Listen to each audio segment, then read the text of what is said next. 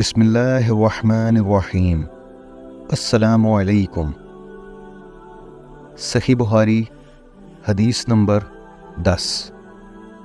آپ صلی اللہ علیہ وسلم نے فرمایا، مسلمان وہ ہے جس کی زبان اور ہاتھ سے مسلمان بچے رہیں، اور مہاجر وہ ہے جو ان کاموں کو چھوڑ دے جن سے اللہ نے منع فرمایا۔ ابو عبداللہ امام بخاری نے فرمایا اور ابو معاویہ نے کہ ہم کو حدیث بیان کی۔